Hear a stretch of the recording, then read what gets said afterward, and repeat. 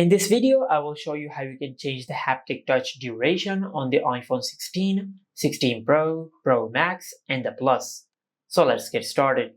First of all, just go to Settings, then tap on Accessibility. Now under the Accessibility section, just tap on Touch. And on this screen, you will find the option of Haptic Touch. Just tap on it, and from here you can customize the haptic touch duration of your iPhone. As you can see, by default it is on the default option, but you can also select fast, and if you select fast, the haptic touch duration will become shorter and your iPhone will respond to long press a bit faster.